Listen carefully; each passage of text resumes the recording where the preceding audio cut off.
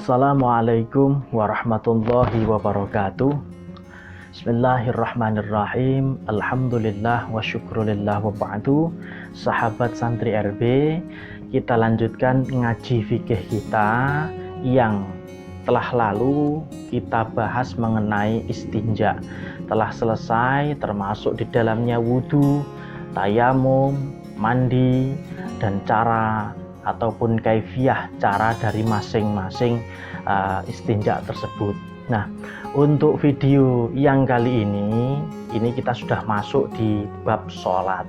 Nah, untuk sholat ini nanti pembahasannya sangat panjang sekali karena banyak pembahasan yang perlu kita pahami, perlu disampaikan. Nah, untuk kali ini hanya dua sub pokok bahasan yang akan kita bahas. Yang pertama yaitu alaman tajibu sholat, siapa yang wajib mengerjakan sholat. Kemudian yang kedua syurutus sholati atau syarat sahnya sholat. Namun sebelumnya seperti biasa kita buka dulu dengan membaca umul kitab Al-Fatihah. A'udzubillahi minasyaitonirrajim. Bismillahirrahmanirrahim. Alhamdulillahirabbil alamin arrahmanirrahim maliki yaumiddin. Iyyaka na'budu wa iyyaka nasta'in. Ihdinas shiratal mustaqim. Shiratal ladzina an'amta 'alaihim ghairil maghdubi 'alaihim waladdallin. Amin. Bismillahirrahmanirrahim. Ini bab menerangkan tentang sholat yang kita ambil masih dalam buku atau kitab Mabadi Fikih Jusani. As-sholatu, sholat atau hal-hal yang terkait dengan sholat atau bab yang membahas tentang permasalahan sholat. Yang pertama, alaman tajibu sholat, siapa yang wajib mengerjakan sholat. Jadi siapa saja yang wajib mengerjakan sholat? Jawabnya ala kulli muslimin, setiap orang Islam. Nah, itu sudah pasti. Jika kita mengaku umat Islam, jika kita mengaku beragama Islam, maka kita memiliki kewajiban untuk mengerjakan rukun Islam yang kedua, yaitu sholat. Jadi setiap orang Islam wajib mengerjakan sholat. Kemudian balighin, yang sudah balik, yang sudah dewasa. Ukuran balik itu seberapa, ukuran dewasanya itu seberapa, nanti ada pembahasan tersendiri. Kemudian akilin, yang mempunyai akal atau berakal sehat. Dia tidak gila, dia tidak punya gangguan jiwa, itu wajib mengerjakan sholat. Jadi setiap orang Islam yang balik, yang berakal sehat, itu wajib mengerjakan sholat.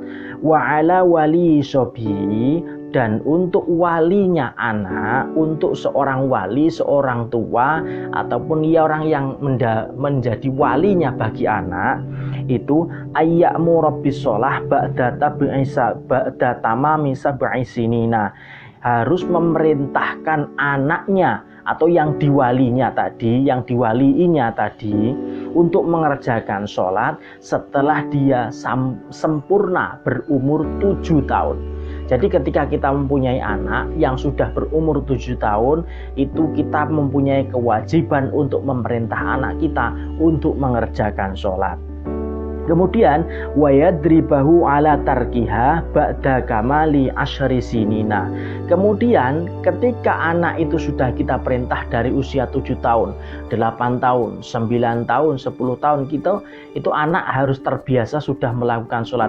Dan ketika dia sudah berumur 10 tahun, sempurna umur 10 tahun, anak itu berani meninggalkan sholat, maka kita diperbolehkan untuk memukul anak yang tidak mengerjakan sholat itu.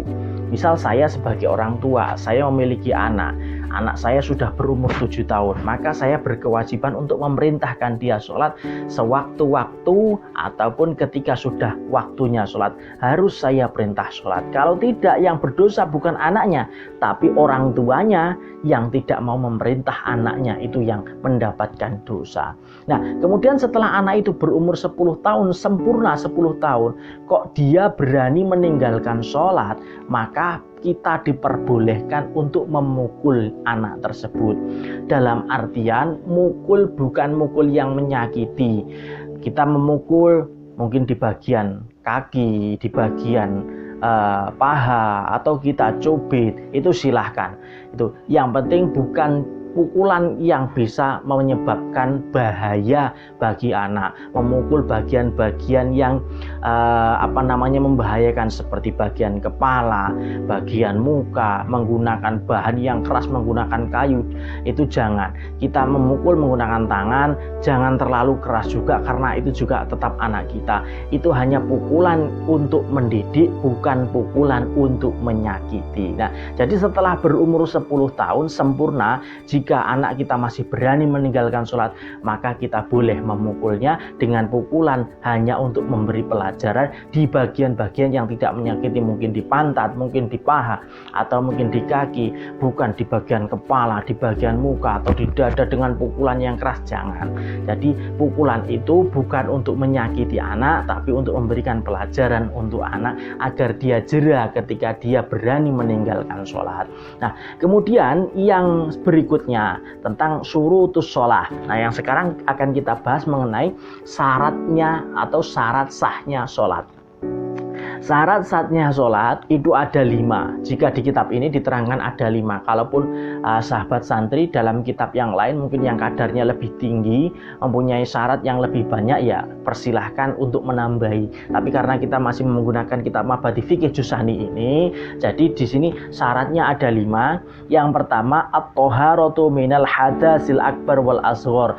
Jadi harus suci dari hadas kecil ataupun hadas besar. Jadi orang yang melakukan sholat itu harus dalam kondisi suci dari hadas, baik hadas kecil ataupun hadas besar. Jadi harus beristinja dulu kalau memang kondisi kita tidak suci. Misal habis buang angin, maka kita wajib wudu. Mungkin habis kita junub, ataupun orang perempuan habis selesai haid, berarti harus mandi dulu. Harus membersihkan badan dulu agar bersih dari hadas kecil maupun hadas besar. Kemudian yang kedua, toharatul badan wa thawb wal makan minan najasa. Jadi harus bersih badan kita, tubuh kita, saubun, pakaian kita, wal makan, dan tempat yang kita gunakan untuk sholat bersih dari apa? Minan najasati, dari hal-hal yang mengandung najis. Jadi harus bersih dari najis. Badan kita, pakaian kita, tempat kita yang untuk sholat itu harus bersih dari najis. Nah, untuk tempat itu yang bagian mana? Yang kita tempati untuk duduk, yang kita tempati untuk berdiri ketika sholat, yang kita tempati untuk sujud, itu standar minimal yang harus bersih. Kalaupun hanya di sebelahnya ada mungkin kotoran cicak, ya itu tidak masalah. Yang penting jangan pas di kotoran cicak itu yang kita gunakan untuk sholat. Tapi yang tempat kita untuk berdiri, tempat kita untuk julus, tempat kita untuk sujud, itu yang wajib bersih. Nah, yang kedua harus bersih dari najis. Kemudian yang ketiga, syarat sahnya sholat yaitu satru auratin, menutup aurat. Harus menutup aurat. Aurat laki-laki kalau menurut madhab Imam Syafi'i itu mulai dari pusar sampai dengan rukbata ini, sampai dengan 2 dengkul, ya dengkul ini ataupun 2 rukbata ini itu diantara itu. Kalau untuk wanita itu kullu badani, seluruh badannya kecuali wajhi wa kafaihi wa kaifaiha, wajha wa kafaiha, kecuali wajahnya dan kedua telapak tangannya. Itu tidak masalah, ketika itu harus terbuka untuk wajah dan telapak tangannya. Jadi untuk menutup aurat itu yang benar itu yaitu secara sempurna. Walaupun laki-laki mungkin pusar sampai dengan lutut, dengkul atau lutut ini ya cukup, tapi alangkah lebih baik, lebih pantas, lebih sopannya karena ketika kita sholat itu menghadap Allah Subhanahu wa Ta'ala. Padahal ketika kita menghadap manusia saja, kita perlu menutup badan kita, membersihkan badan kita, menggunakan baju pakaian yang bersih, hanya untuk menghadap mungkin kepala desa, hanya untuk menghadap mungkin Pak Camat, hanya untuk mungkin menghadap seorang bupati ataupun lain sebagainya. Itu hanya manusia, sedangkan kita sholat ini menghadap Allah. Jadi harus bersih bersih badannya, harus rapi, dan juga harus sesempurna mungkin ketika kita akan sholat, menggunakan wewangian dan lain sebagainya. Nah, itu yang ketiga. Kemudian yang keempat, ar-rabi'u ma'rifatu dukhulil waktu, mengetahui masuknya waktu sholat. Jadi kita tidak boleh asal melakukan sholat, walaupun ketika kita asal juga benar masuk. Mungkin misal karena kita kondisi capek, jam 10 pagi kita tidur, kita bangun jam 1 tanpa melihat jam, tanpa mendengar azan, karena hanya merasa ini sudah waktunya zuhur, kemudian kita wudhu, kemudian kita sholat, tapi kita tidak tahu itu benar-benar waktunya, kita sudah tahu, maka itu tidak sah. Itu kalau menurut pernah saya dengar dari guru saya seperti itu. Kalaupun di kitab lain ada yang membolehkan, ya wallahu alam. Saya sendiri untuk pembelajaran fikih ini hanya kami batasi dulu untuk menggunakan mabadi fikih juz 2. Walaupun nanti diberikan kesempatan untuk YouTube ini tetap berkembang, tolong dibantu untuk berkembangnya juga. Nanti akan kita bahas menggunakan kitab-kitab yang lain yang lebih tinggi levelnya ataupun yang lebih banyak keterangannya. Kemudian yang kelima, yang termasuk dari syarat sahnya sholat, yaitu istiqbalul kiblat, menghadap kiblat. Menghadap kiblat itu seperti apa?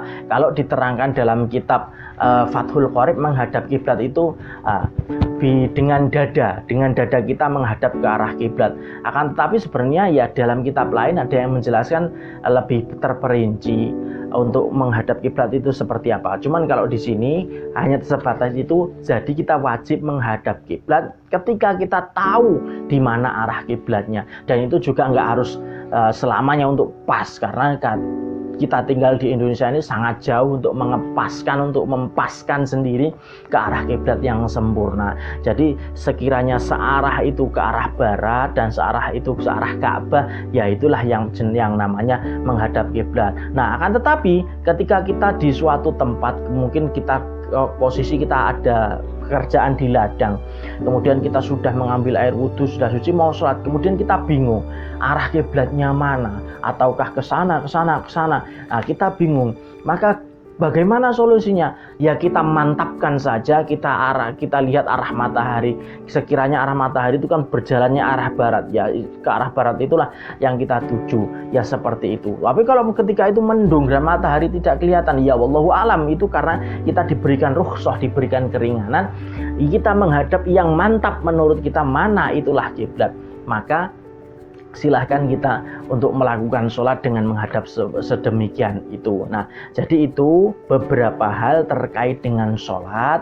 Nanti di video setelah ini juga akan kita bahas masih mengenai sholat, karena sholat ini ibadah yang paling utama, karena kelak di akhirat amalan ataupun ibadah yang pertama yang dihisab, awwalu ma yuhasabu bil abdi yaumal qiyamah as-shalah.